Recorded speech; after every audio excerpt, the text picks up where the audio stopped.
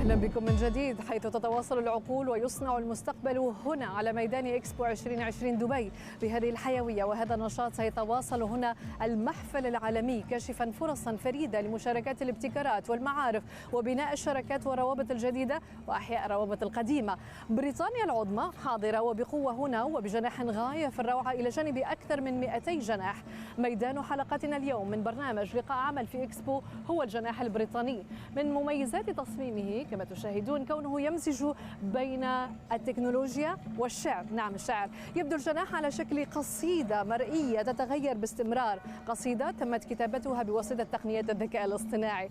ستتضح الصورة أكثر من خلال متابعة هذه الحلقة، حيث سنلتقي في بداية لقاء عملنا اليوم السيد جون مارتن سام فاليري، رئيس المجموعة البريطانية للأعمال في دبي، وقد وصل، سألتقيه الآن.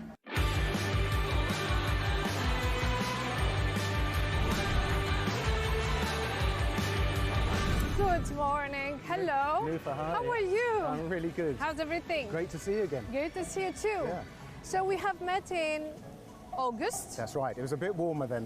It was very hot, Yeah. and now we are meeting in October, and it is still hot. Yeah, it's not too bad though. The sun's shining. Everyone's happy here at Expo, so on we go. You're not. I like the cooler weather. I Okay, prefer. a couple of weeks. We'll Couple do it of again. weeks ago. Yeah. Okay, couple of weeks. I can wait for that. Okay. How are you? I'm really well, thank you. Yeah. It is done. It is there. When we came in October, we couldn't access because they were the finishing and they wanted to wait the country pavilion big reveal. for the big reveal, and now it is here. Oh, how it's different, right? Like from any other pavilion here. Yeah. So I mean, but you should see it in the evening. I'm sure you have. Yeah. When it's all lit up, and it's just a spectacular setting. I think because we have the space at the sides as well, it really makes for something different. Very nice. And we have 1851, the restaurant and bar. Yeah, down we at the will go side. there later on. Very British. So it's a poem that is made by AI, but it was fed words from the human.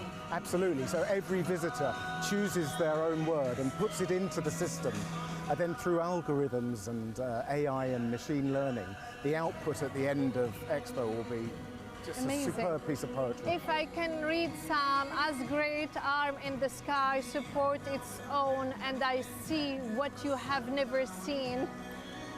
It's something. The idea is to be inspirational. Yeah. And as you know, it's all about connecting minds, Sure. creating the future. So look beyond our normal barriers. That's what's exciting about it. Talking business? Okay. Let's talk business. Okay. Before the expo, you as BBG, you commissioned a report from the Oxford Business Group. Yes, OBG. And it's kind of giving you the, let's say, vision about everything in infrastructure and projects that are going on. And of course, Expo is one of this project. If you can compare between their vision, what they reported, and the reality, what do you find? I think what's really interesting about these Oxford Business Reports, which we share with our membership, is again, it's looking forward. So we knew we had Expo on the horizon for the last few years, but it's all the other infrastructure projects and associated business opportunities for those projects. So when we look at the reality now of Expo, we can see it was very accurate as to what was going on here. But I think what's particularly interesting about Expo generally, not just the UK Pavilion, but the whole thing, it was about the build-up to the programme, Expo itself now for the 182 days, but then the future, the legacy, what's going to happen with this infrastructure, this city that's being built. But this is a great idea.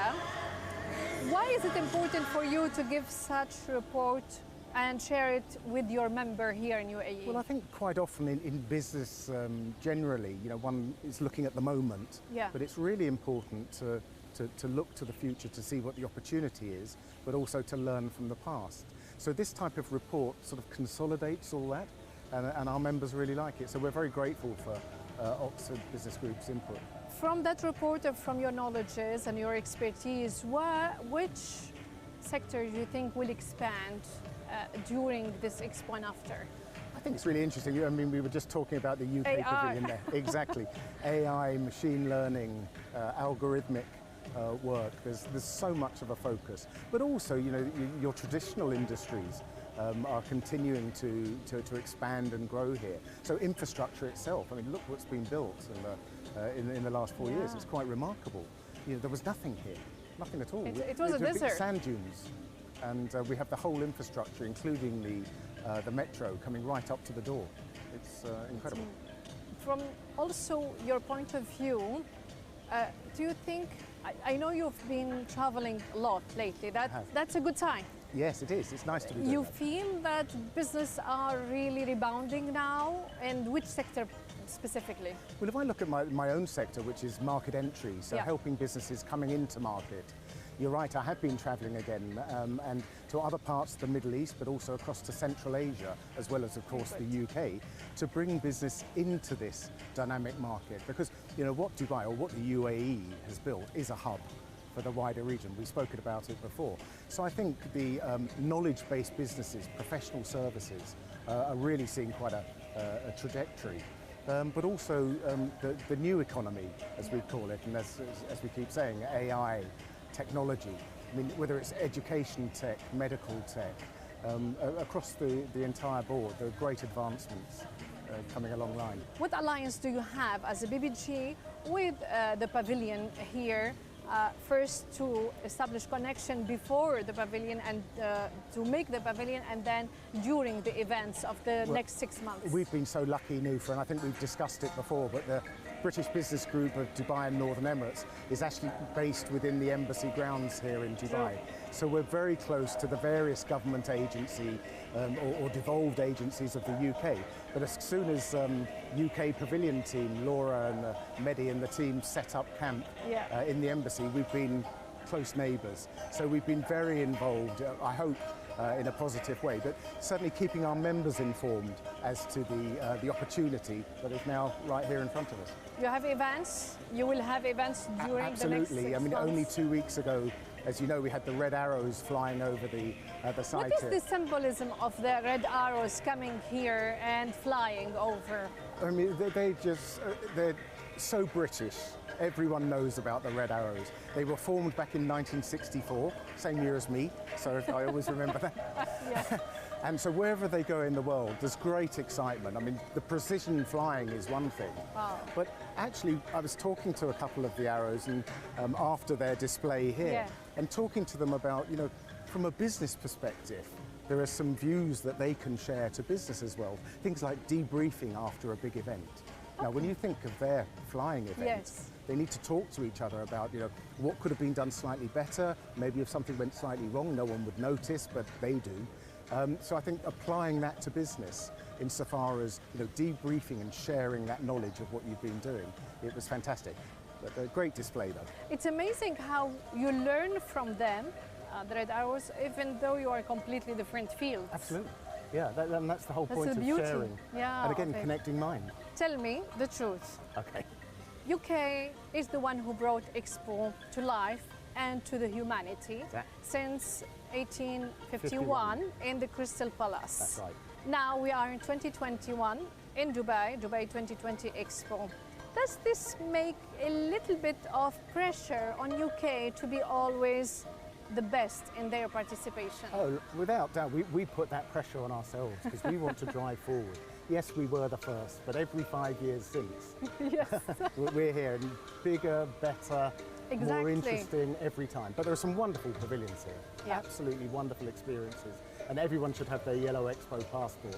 But make sure you come to get it stamped here at the UK Pavilion, and we'd invite everyone to put their word into the system. I think this is amazing. Of this global home. Imagine how many people will visit from all over the countries and other pavilions, and they will put a word there. It's amazing. I mean, the first week of Expo, when Expo first opened on the 1st of October, within the first week, the UK Pavilion had 20% more footfall or people come into the pavilion than any other one. So it shows you the clear interest.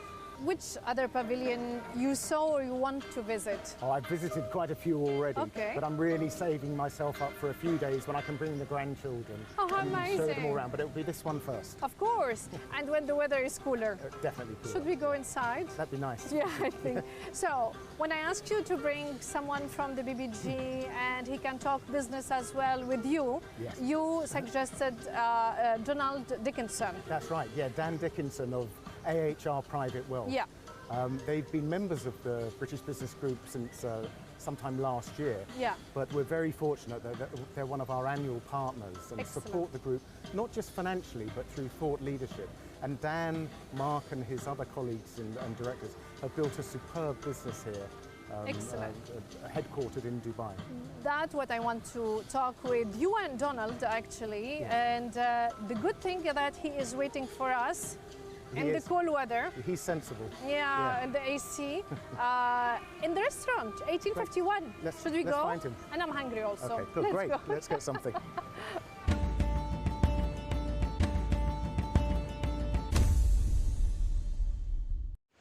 خلونا نحكي عن يد الأم.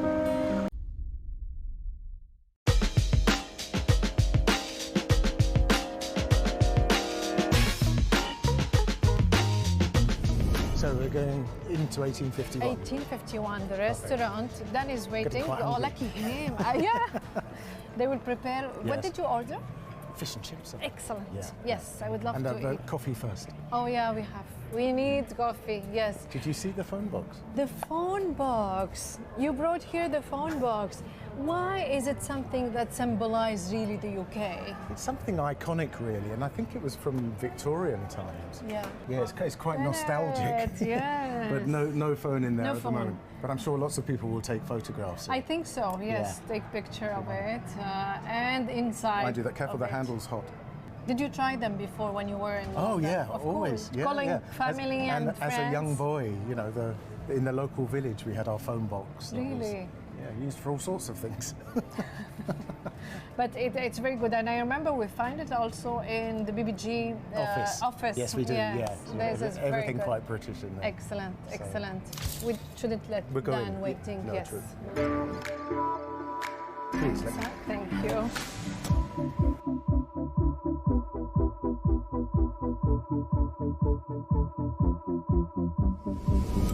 He is staying in the cool, and thank you for the coffees. Thank you very much. Dan, thanks. Dan, how are you? Welcome. Good, thank you. How are you? Thank you very much. I need coffee. It was a bit warmer outside, I can tell you. Well, it's not nice warm coffee for you. Thanks very much. Very thoughtful. John, it was very, very hot. It was, but good. Yeah, but he likes the weather that is hot. You don't, apparently. So thank you for waiting for us here. You're really welcome. Dan, you are the CEO of AHR Private Wealth here in. It's based here. How long you've been in UAE first? I moved to the UAE in 2008, so I've been here 13 years now. He's 25. He beats you. I'm 25. 25 years. Yes, you've been here in UAE. 13 years. That's amazing. Why you chose to settle here?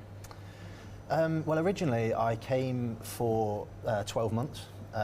12 months turned into 24 months, and then I've now been here 13 years. So originally came by myself. I'm now married, 3 children. Amazing. And Dubai is very much home. I think that's the story of everybody who comes to UAE first. He comes here for 1 year or two, and we stay and counting by decades, not by years anymore. So how is you find the environment of business and finance in UAE? How did it evolve in your point of view? You know, as with anything, a developing country, developing economy, things have changed over the years. So in the 13 years, regulation has increased. Obviously more and more people are moving here. And I think the reason that less and less people leave is because I think that if ever you leave the UAE, you're giving up something, some pillar of your life, be that security, the weather, the luxury that we live in. The tax situation is obviously very favourable. So I think that the UAE has far more attractions than many other parts of the world. Come to your company, AHR Private Wealth. You manage the assets of, and correct me if I'm wrong, 1 billion euros. I'd have to check exactly what the exchange rate is, but yeah, broadly £1 billion, you know, approaching $1.5 billion. And we look after that on behalf of our clients. Why they choose you, and why did you choose to settle and have a headquarter here in Dubai? The first one's a very good question. I would like to think that they choose us mainly out of trust. You know, we've worked very hard on the reputation and the brand. We're very fortunate and very privileged to be an annual partner of the British Business Group. John, myself and our wider colleagues, we work very hard on developing the business and wider British businesses here. So I think trust is the main thing. You know, after your family, your wealth is the second most emotive element of your life, usually. So that would be the core. In terms of why we settle here, obviously COVID has presented a challenge, but prior to that, the geographical location of Dubai, the access to the rest of the world, it is unrivaled really. You know, we have nearly 200 employees. Half of those prior to COVID were flying out of the UAE on a weekly basis, and that's made very, very easy by the airlines that we have here. John, you've been partner with AHR Private Wealth for 1 year now. What make a company become a partner with BBG? Is it easy or very hard to sell them to become a partner, to come as a member with the BBG? Yeah, I think, Dan, I'm probably right in saying it's not really a sale, is it? It's working together for the benefit of the community that we support. And with AHR Private Wealth, it's not just a financial contribution to the group, which is extremely important for a not-for-profit organisation to be able to do all the things we do, but it's also thought leadership that we have. And so, for example, earlier this year, suddenly for the British community, there was a budget in the Houses of Parliament, the House of Commons, and when that budget was presented, AHR almost immediately, or a couple of weeks later, came up with a seminar for our members and the wider community to show what the implications of that budget were. So it's that type of information that's really useful for the group. And I think it's a huge network for you to start with the BBG, to get them as a client, and what are the members, they have also a network. So it's a win-win situation for both of you. Yeah, absolutely. I mean, you know, the business that we started, myself and my business partners, we started very small. And it's really the framework that Dubai allows you to grow and to develop and build those businesses. And the BBG element of that was aspirational for us. I've known John for several years. The business at the time wasn't in a position where we could add enough value, in our opinion, and we probably wouldn't have got enough value from the BBG. But as we've developed and evolved and the two organisations got to know each other better, we try to add value to our clients and to the wider BBG network. Earlier, John told me that he started flying out, and finally he has to do business outside UAE because the impact of Corona is a lot less now. And how did it impact your work, and the post-COVID era, how it is influencing as well the member that you are bringing to the AHR? It's a very good question. COVID obviously had an impact. In terms of our business actually improved during COVID. And I think a lot of that was related to the way that Dubai managed the pandemic. I think Dubai managed the pandemic probably better than most other parts of the world. And I think that's the reason why we're seeing so many people move to Dubai. I think it really put itself forward in a shop window as an attractive place to live for all the reasons that I spoke about earlier on. So we very quickly digitized the business.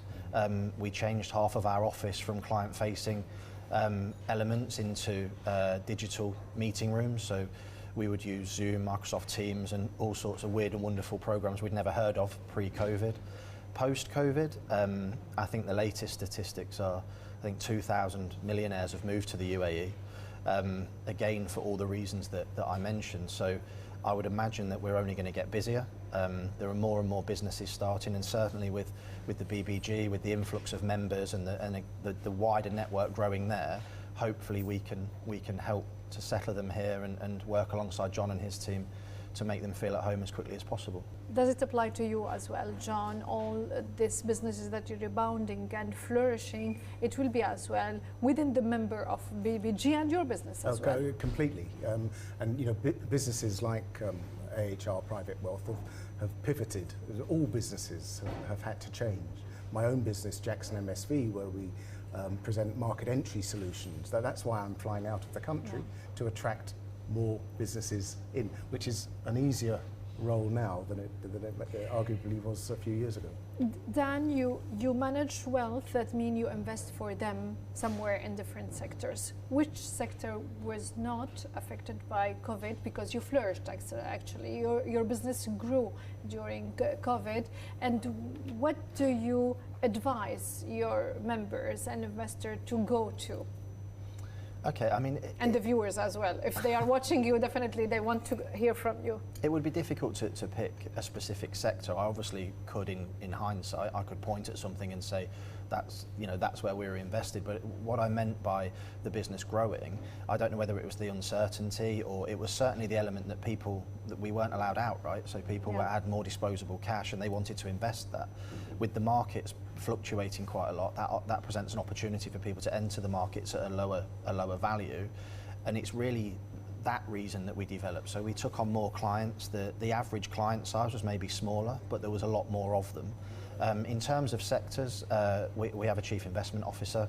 We make sure that our clients remain in a portfolio that suits their risk profile across a multitude of sectors. So we're not specifically buying one particular sector or stock. We just make sure that we're in balanced portfolios all the way through the risk spectrum. Being your partner, John, in BBG, do you think it solidifies his position from his competitor in the market here in Dubai? Yeah, I think the AHR has its own differentiators for the market, which is really key. But what's important for us as a group, along with our other partners, is that we're partnering with an organisation that is correctly licensed and regulated and qualified staff. So we feel very comfortable in recommending the business and certainly showcasing the business that they do so well. So John, we spoke about it earlier as well. You brief in a very good report actually from Oxford Business Group all your members about Expo. Was it really, what's the feedback from them? Well, we've commissioned a number of reports because we're sector agnostic, so there are a number of different businesses within the group that have different experiences. So as far as Expo was concerned, over the 4 or 5 year build-up to Expo, once it was announced, I think it was November 2016, wasn't it, that Expo was announced. Then clearly it's the build-up for Expo and creating what we now see. Then there's the 182-day Expo itself, but more importantly, as I think we discussed earlier, is the legacy piece. And I think that really fits in nicely with the trajectory or the way forward that AHR Private Wealth are going, because it is about people's future and protecting that future. Dan, you have been here now. I think it's the first time you come to Expo today, right? It's a good opportunity for this program, Business Meeting at Expo, and it's connecting everybody. Dan, are you seeking opportunities during Expo, in Expo? Of course. I think our opportunities will come as a byproduct of people visiting Expo and seeing what the UAE has to offer. And obviously if those people eventually then move to the region, we would hope to play a part of that, be that with Jackson MSV and their relocation services. When they arrive, we can assist them with the services that we offer. So absolutely, I think that as a byproduct, maybe a little bit more indirectly, I think we would very much benefit from Expo, yes, and we would certainly look to do so. Excellent. We are here also to talk business and to eat and to try something from the British cuisine. What did you order, John, for us? Well, I know it's a little early in the day, but fish and chips has to be a favourite. It's the traditional thing what can we say? That you can find it anywhere in UK, and that is very, classic for the British cuisine. So it's almost ready. Before that, if we speak about the UK cuisine, the British cuisine, how can you describe it? I've lived here so long now, and I'm used to such a wide variety of food. If I was to think about the UK, to me, it's very homely, wholesome food. Things that make you think of home and comfort.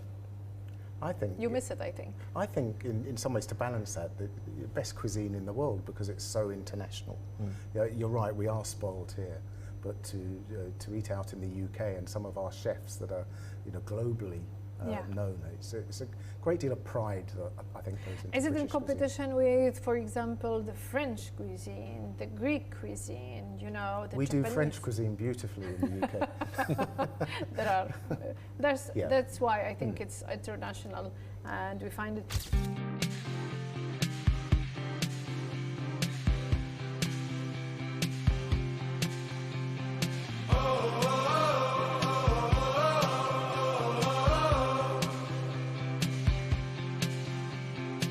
Today, as you said, we will try the fish and chips. Yeah, which is, again, globally known as a sort of British staple, and I think Dan's right, it's wholesome food, so we're really looking forward to that. But it's typical. I think wherever you go in any restaurant to have a dish that is British, we will try and have the fish and chips. Do you know, you asked before we were out and you were here in the restaurant, do you know the fish is from where? That we will try. The fish is from a place called Grimsby, which is on the east coast, and is actually the hometown of one of my best friends. So quite strange there, but it'd be nice to try it. That's good. Thank you very much. So we are trying a kitchen that is here in Expo, but the fish is coming from somewhere in the UK. Exactly. And it's not from any other country. It is from the UK. Actually from the UK, and we're in 1851, the restaurant. And we remember 1851 is the year of the first of course, exposition. I like that. Thank you very much. Oh, wow. Okay. Thank you. Thank you.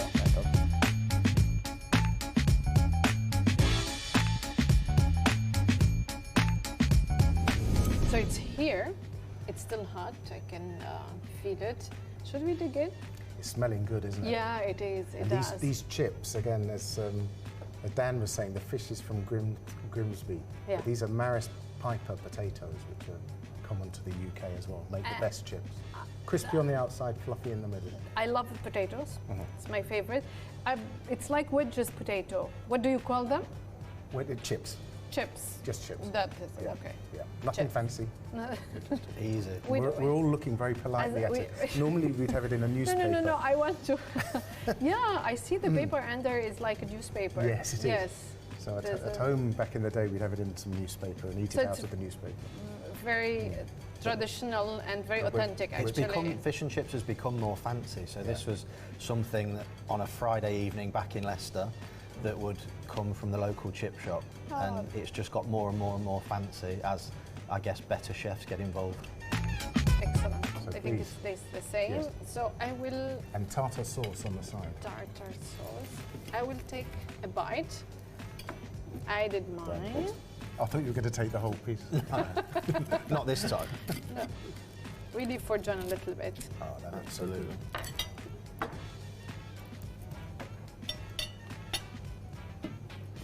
How do you find that? It is really delicious.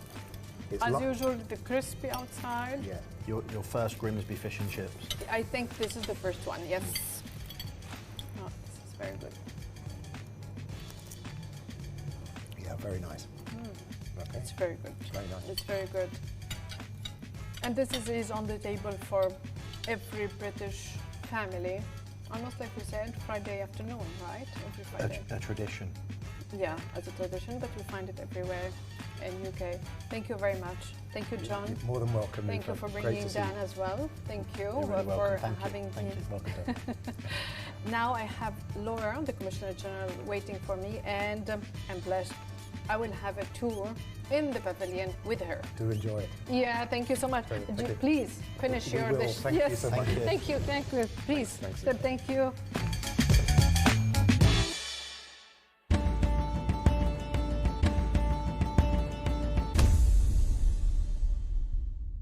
يلا نبي نصحصح نبي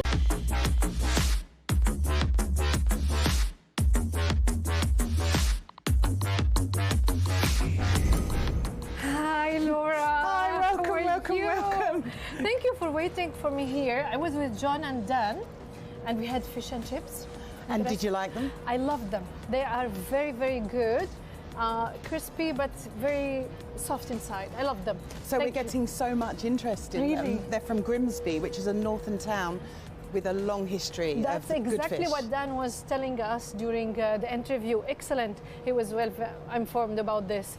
So I'm going to tell you, I feel this is the poem pavilion. It's not a normal pavilion, it's a poem pavilion. This is a poem. It is a live poem, and it's a building that's thinking all the time. And it's creating poetry every time somebody comes onto it. How a poem pavilion is really crossing the theme of Expo 2020, connecting mind and creating future. So you know, connecting minds it's really simple. This building is a brain. Yeah. It is an artificial intelligence that is taking donations from everybody else's minds, a single word from every visitor, and it's creating something new. So it's connecting people through the English language, through computing, through artificial intelligence and ideas. I love how you said, not giving words, donating words. Donating words, giving of yourself and your thoughts and your ideas, which is precisely what connecting minds and creating the future is all about.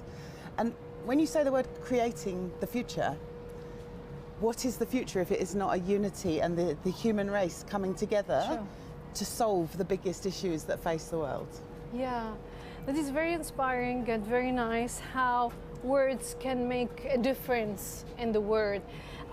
Where is the inspiration from Stephen Hawking's work in here? So Professor Stephen Hawking is such a much loved and admired scientist, Nobel Prize winner, and a great Briton.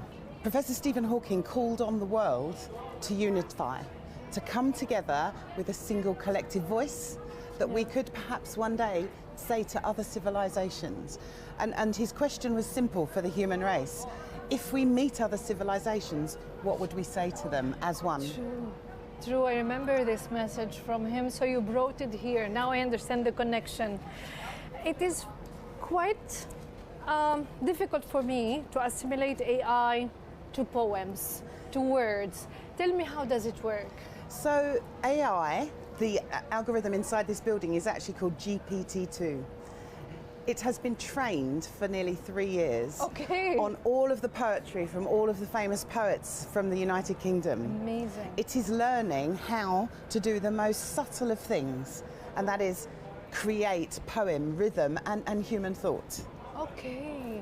So you fed them how? Shakespeare. We fed Blake, Shakespeare, everything, sonnets, poems, into this algorithm, and it has learned how to create poetry itself. I'm Arabic, and we love poems. We have some prominent coming from centuries ago until today. Yes. My question is, does your AI application or algorithm works with Arabic or can work with Arabic poems? So you know, the Arabic poetry is based on this simple couplet, which is actually very similar to the poetry that is in here. Yeah. So the 2-line couplets is a basic within both English and Arabic poetry. So yes, in theory, but right now the words are donated in English and in Arabic, and you'll see it in a moment. Yeah. But we're creating a single message in English because this is the UK Pavilion, but also because English is the official language of Expo. True. Tell me, you had the red arrows here. That is a big deal. We did. They flew over the pavilion and it was amazing. There's more of this to come. Really? So the red arrows mark the start of 182 days of UK totally bringing the very best of ourselves to Expo. So amazing. Next week we have fashion shows from some of the UK's best designers all outside of the pavilion. We have exhibitions for children, and we have virtual reality chairs and other things that are coming. A lot of events, a lot of activities, and now we are trying to create a poem through the artificial intelligence in this pavilion. I will try. So the simple message for everybody is be a part of the world's biggest poem. Yeah. Create it, donate to it, visit us, and become part of a world record breaking attempt. You felt I'm a little bit skeptical, right? Yeah. I need to try it. You need to try it. Let's go do it. I need to try it. Let's try it. So this is Mazzy. Hi, Mazzy. Good morning. How are you? Great. So I should donate, right? Yes. You should. I should donate. It's really simple. What is your work? I will write it, right? I have to Yes. write it. I will write it. And I will show it to the... This is the one. And Mazzini will tell me what to do later. So now we Tartini. press. Press on the arrow here. I will One press. Yes. And now your word is going into this building. It's Just creating... tap here. Perfect. And now, if you look again, you will now see. You will now see Yeah. the algorithm speaking to you. So, And here is your poetry. This is your 2 lines of poetry that have been donated, created by this building. that would be a lie. He was just doing it full of fire. It was all this optimism. All this optimism. And now we can go and see what happens to those words. Let's go and see. Thank you, Mazin. Thank you so much. Let's go and see.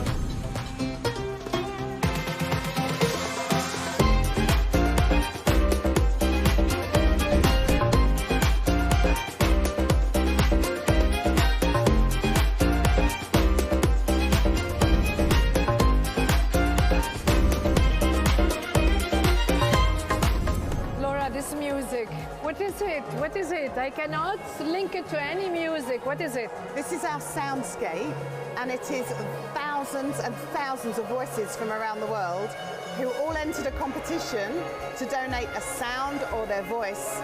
Gospel choirs, children, people tapping, people clapping. This is the result. It's amazing. You are mixing everything. Yes. And it gives a very good result. So we did it so that people who couldn't visit the UK Pavilion could still be part of it. Because they participated in this notes and this music, right? Can they hear it from outside as well? You can hear it online, and it's been available now for 3 months, and it will continue to be available. In fact, you may hear it in shopping malls in Dubai very soon. Oh, amazing. So this is another work of AI, right? It is absolutely a work of creativity and AI. Should I be worried that AI is always also giving us music and giving us poem or not? Should I be worried? The biggest question of our time is how man, our minds and machines are going to work together. The reason for this building is to start that debate and show that AI can be a force for good, but that it is always with human intervention. Amazing. I see the words, they are there and they are beautiful. We have performers, yaqada, landscape, challenge, bravery, beautiful there. What was the first word whispered to this pavilion? So we're very proud of the fact that we invited Her Excellency Rimal Hashmi to donate the first words. She donated the word dignity. Oh, how nice. And that began our never-ending collective message. This is how it started. This is how it started. Amazing. I cannot leave. I love the music, Laura. I love it. So it's divine. So we invite people to sit and listen. Yeah, I can see it. We invite them to donate their words, but what we most invite them to do is come and see what the United Kingdom has to offer here, because every day is going to be different. What do you have? You talked to me about fashion shows, about seminars. So last week, the Red Arrows. This week, fashion shows from London Fashion Week here in the pavilion and outside for everyone to see. Outside right now is a very, very important piece of art. That piece of art is the Tree of Life. Okay. Anyone who visits the UK Pavilion should take their smartphone, engage with the Tree of Life right out here on the floor, and somewhere in the world a tree will be planted. So you can help reforest the world from the UK Pavilion. Is that the message, the community message of the UK to the whole world? So the message to the whole world is we are Global Britain and we want everyone to find a new way to look at something from the UK. See us differently. We want to make lifelong friends with the world. Beautiful. Should we continue our Yes. tour? Yes, why not? Let's do it. Thank you so much Laura for this tour. وشكرا لكم متابعينا على مشاهدة هذه الحلقة. أتتكم الليلة من جناح القصيدة الجناح البريطاني. الأسبوع القادم جناح آخر وضيوف آخرين. تابعونا دائما. تصبحون على خير. We go? We go. Yes. It's majestic. So look up here. Yeah. And you'll see, oh, look at that. Prodigy. And over here, look at that one. Love it. Better. Wow. Hungry, Essence, champion. They are funny people. There they are.